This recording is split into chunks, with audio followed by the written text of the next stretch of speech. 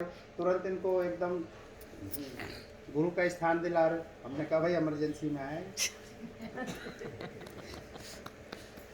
Emergency में आया तो हम क्या करें, तुरंत देनी है नहीं देनी फैसिलिटी, कहीं बीच में राम नाम श्याम कर जाए, फिर हमको बाद में कुछ कुछ बोले आसमान से कुछ फेंक दे पत्थरों पर। बोला ये जो जा रहा है ना सफेद कपड़े में, अब पता लग रहा हम तो आगे निकल गए।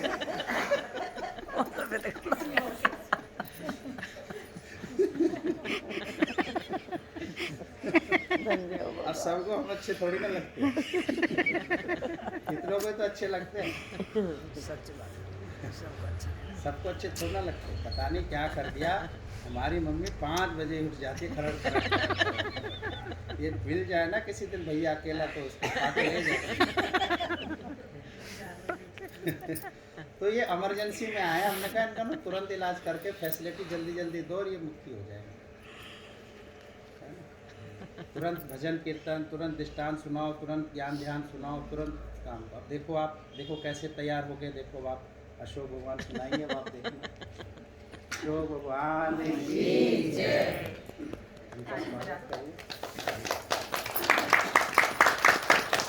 हमारे यहाँ तुरंत फैसिलिटी आपको मिलेगी, बस आपको स्ट्रक्चर पे लेकर आना और इमरजेंसी भी इमरजेंसी वार्ड में घुस जाना है। ओपीडी नहीं, दिन में ओपीडी लगती है, उन ओपीडीओं की इमरजेंसी में ही आना। भजन करो, ढोलक दो।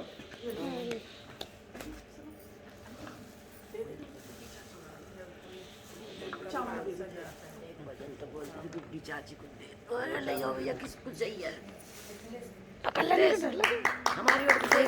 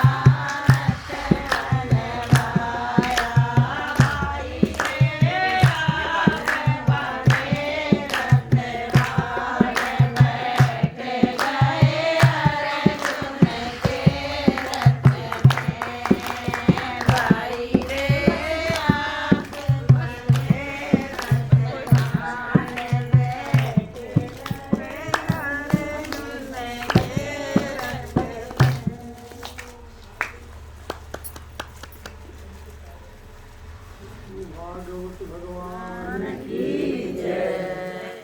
कृष्ण कन्हैया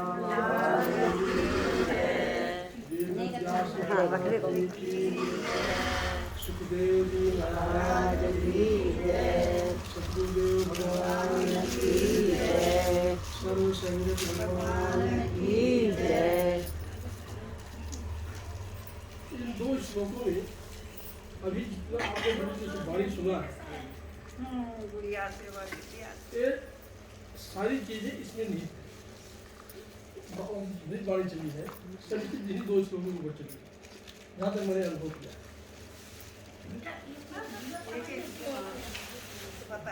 उसमें कहते हैं न क्या ये तद विद्या कद रत्नो गयो यद्वा जयो यद्वा ना जयो यानेव हत्वा न जीविषाम देव सीता प्रभु के धृतराष्ट्र। वो कहते हैं, अर्जुन ये कहते हैं हम ये नहीं जानते हमारे लिए क्या श्रेष्ठ है, मैं जो करने जा रहा हूँ ये हमारे लिए श्रेष्ठ है या नहीं श्रेष्ठ है, मैं यह नहीं जानता। उनको जीतना या उनके द्वारा जीते जाना, मैं उनको जीतूंगा या वो मुझे जीतेंगे, यह मुझे नहीं पता है। यदि हम धृतराष्ट्र के पुत्रों का वध कर देते हैं तो भी हमें जीवित रहने की कोई आवश्यकता नहीं। अगर मैं दुशासन, दुर्योधन और धृतराष्ट्र के पुत्रों को मार देता हूँ तो भी मेरा जीवित रहना उचित नहीं है, क्योंकि अपने भाइयों को मार करके अगर जिंदा रहे तो उचित नहीं है। फिर भी युद्ध हमारे सामने खड़ा है, अर्जुन कह रहे हैं फिर भी युद्ध जो है हमारे सामने खड़ा हुआ है, इसका लड़ना हमारा फर्ज है, जैसा कि भगवान बता रहे हैं। इसका तात्पर्य है कि अर्जुन की समझ में नहीं आ रहा था कि वह क्या करे। एक तरफ तो सामने बंद बांधव है, दूसरी तरफ प्रभु राम का उकसाना, और वह क्या करे, तो बीच दुविधा में फंसा हुआ है। युद्ध करे या अनावश्यक रक्तपात का कारण बने, मारे जो रक्तपात होगा उसका कारण वही बनेगा, इसीलिए वह डरा है। यद्यप क्षत्रिय होने के नाते युद्ध करना उसका धर्म है, या फिर वह युद्ध के विमुख होकर भीख मांगकर जीवन यापन करे। अगर वह युद्ध से विमुख होता है, युद्ध से नहीं लड़ता, तो उसको क्या करना पड़ेगा, भिक्षा मांग के जीना पड़ेगा, क्योंकि दुर्योधन ने उसका पहले ही ऐलान कर दिया है कि सूच्याग्रम नैव दास्याम बिना युद्धेन केशव, हे केशव बिना युद्ध के मैं 1 इंच भी जमीन नहीं दूंगा। अर्जुन इस चीज को समझ रहा है कि हमें लड़ना तो जरूरी है, अगर मैं नहीं लड़ता तो मुझे भिक्षा मांग के जीना पड़ेगा। यदि वह सत्य को जीतता नहीं तो जीविका का एकमात्र भिक्षा रह जाता है। अगर हम इसको जीतते नहीं तो हमें भिक्षा से जीवन यापन करना पड़ेगा। वह सत्य को जीतता नहीं तो जीविका एकमात्र साधन भिक्षा रह जाता है। फिर भी जीत तो निश्चित नहीं है। अगर हम लड़ते हैं, हमारे जीत निश्चित नहीं है कि हम जीत ही जाएंगे। कोई भी पक्ष विजयी हो सकता है, हमारे वह पक्ष भी, क्योंकि उधर भी बहुत बड़े बड़े महारथी हैं। वहाँ पर भीष्म पितामह है, द्रोणाचार्य है, कृपाचार्य है, गुरुद्रोण है, कृतवर्मा है, शल्य है, एक से एक महारथी है। उसे जितना इतना आसान नहीं है। यदि उसकी विजय भी हो जाए, क्योंकि उसका पक्ष न्याय, श्री कृष्ण कहते हैं, श्री कृष्ण की बताए हुए रास्ते में सूत्र देता है, क्योंकि उसका पक्ष न्याय पर है, हम धर्म पर है। यदि हमारी विजय भी हो जाती है तो भी धृतराष्ट्र के पुत्र मरते हैं तो क्या उनके बिना रह जाना मेरे लिए अत्यंत कठिन है। हम उनकी याद में ही मर जाएंगे। उस समय वह उसकी दूसरे प्रकार की हार होगी। मैंने अगर मैं उनको मार करके जीत भी जाता हूँ तो मेरी दूसरी हार होगी। अर्जुन द्वारा व्यक्त इस प्रकार के एक विचार सिद्ध करते हैं वह न केवल भगवान का महान भक्त था, अभी वह अत्यधिक प्रबुद्ध और अपने मन का इंद्रियों को पूर्ण नेत्र रखने वाला था। अर्जुन के इन विचारों से पता लगता है वह प्रभु का बहुत बड़ा भक्त था और अपने इंद्रियों को संयमित रखा हुआ था, क्योंकि तभी तो युद्ध नहीं कर रहा था, नहीं इसी तो उसको मोह उत्पन्न हो गया।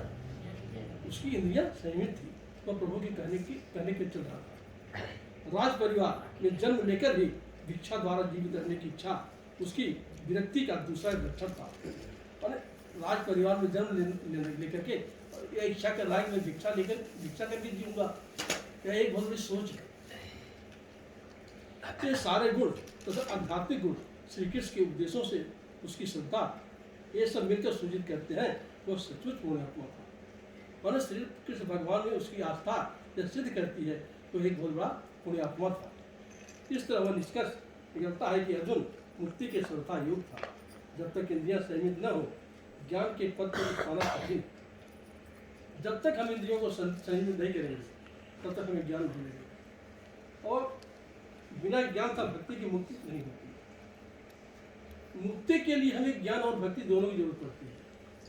अगर ज्ञान सिर्फ होगा हमें तो भी हमें अहंकार हो जाएगा, अगर भक्ति होगी तो भी हमें अहंकार हो जाएगा। इसलिए ज्ञान और भक्ति, गुरु हमें रोज यही बताते हैं कि ज्ञान भी सीखो और गुरु के प्रति भक्ति भी करना सीखो। जब तक ज्ञान और भक्ति दोनों साथ नहीं होंगे तब तक हमें मुक्ति नहीं मिलेगी।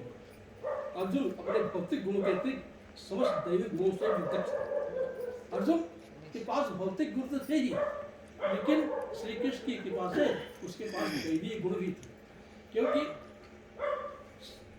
श्री कृष्ण ने अर्जुन को भेजा हुआ था शंकर भगवान की तपस्या करने के लिए, इंद्र की तपस्या करने के लिए। उसको एक वरदान उर्वशी से मिला हुआ था, वो था नपुंसकता का वरदान, जो उसके अज्ञातवास के समय का माया था। तो इसलिए वो दैवी शक्तियों में भी दक्ष था। दूसरा श्लोक है, कार्पण्य दोषो वह हतत स्वभाव प्रेक्षाम तो धर्म मूर्त चेतसा एक शिव श्यान निश्चित ब्रूहि तन्मे शिष्यते हम साधिमात्म प्रपन्न। अर्जुन कहते हैं, अब मैं अपनी कृपण दुर्बलता के कारण अपना कर्तव्य भूल गया, मैं अपनी मूर्खता के कारण अपनी दुर्बलता को भूल गया और सारा धैर्य खो चुका। हे कृष्ण, मैं अपने धैर्य को खो रहा हूँ, जो मेरे मोह उत्पन्न हो गया है और मेरा धैर्य का खोना ही है। अगर मैं धैर्य रखता तो शायद ये नहीं होता। ऐसी अवस्था में मैं आपसे पूछ रहा हूँ कि जो मेरे लिए श्रेष्ठकर हो उससे निश्चित रूप से है, मेरे लिए जो उचित है। हम आप जो कहेंगे, हमें जो गुरु कहेगा हम वो करेंगे। अब श्री कृष्ण को अपना गुरु मानेंगे इस अध्याय में। अभी गुरु जी इसी चीज़ को सारा सब लोगों को बता रहे हैं, तो बाणी अभी इसी पर चली है। तो कहते हे श्री कृष्ण, हे भगवान, वो सखा मानते थे, लेकिन इस श्लोक उनका बड़ा गुरु मान लेते हैं। अब मैं आपका शिष्य हूँ और आपका शरणागत हूँ, कृपया आप मुझे उपदेश दें। हम उपदेश का ग्रहण कर सकते हैं जब हम गुरु के शरणागत होंगे। बिना शरणागति के आप कुछ नहीं मिल सकता। रोज हम सत्संग आए और रोज करके चले जाए, जब तक हम गुरु के नतमस्तक नहीं होंगे, शरणागत नहीं होंगे, तब तक हमें कोई भी लाभ नहीं होगा। इसका तात्पर्य है, यह प्राकृतिक नियम है कि भौतिक कार्यकलाप की प्रणाली ही हर एक के लिए चिंता का कारण है। पग पग पर उलझन मिलती है। हम इस संसारिक जीवन में जीते हैं, हमें पग पग पर झंझटों का सामना करना पड़ता है। अतः प्रामाणिक गुरु के पास जाना आवश्यक है।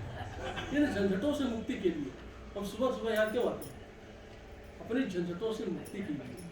जो रात भर क्या कलेश होता है, चलो आप सत्संग करते हैं, वो जुड़े गुरु से निपटवा लेंगे। इसलिए प्रामाणिक गुरु के पास जाना आवश्यक है। जब तक गुरु नहीं मिलेगा तब तक हमारी झंझटों मुलझनों का समाधान नहीं होगा। जो जीवन के उद्देश्य को पूरा करने के लिए समुचित पथ निर्देश दे सके, गुरु ही हमारा पथ प्रदर्शक है। गुरु ही हमारा पथ प्रदर्शक है। बिना गुरु के हमारा जीवन व्यर्थ है। समय वैदिक ग्रंथ हमें उपदेश देते हैं, जीवन की अंतराई उलझनों से मुक्त होने के लिए प्रामाणिक गुरु के पास जाना चाहिए। यह गीता ही नहीं कह रही है, यह अर्जुन ही नहीं कह रहा है, यह वेद पुराण कहते हैं, उपनिषद कह रहा है कि हमें अपनी मुक्ति के लिए गुरु के पास ही जाना चाहिए। ये उलझने उस दवाई के समान है जो किसी के द्वारा लगाएगी बिना भोग होती है। ये जो हमारी झंझटें हैं उस तरह उस दवाई के समान है जो बिना जलाए ही अपने अंदर हृदय में जलती रहती है, धड़कती रहती है। जब गुरु मिल जाता है वो जलन खत्म हो जाती है। इसी प्रकार विश्व की स्थिति ऐसी है, बिना चाहे जीवन की उलझनें स्वतः उत्पन्न हो जाती हैं। हमारे जीवन में अपने आप उलझनें आ जाती हैं और उस उलझन को निपटाने का काम गुरु करता है। कोई नहीं चाहता कि आग लगे, कोई नहीं चाहता कि हमारे घर में आग लगे, सब शांति चाहती है, लेकिन फिर भी वह लगती है और हम अत्यधिक व्याकुल होते हैं। अतः वैदिक वाग्मय उपदेश देता है कि जीवन की उलझनों को समझने तथा उनका समाधान करने के लिए हमें परंपरागत गुरु के पास जाना चाहिए। ये वेद कहते हैं, पुराण कहते हैं, हमें अपने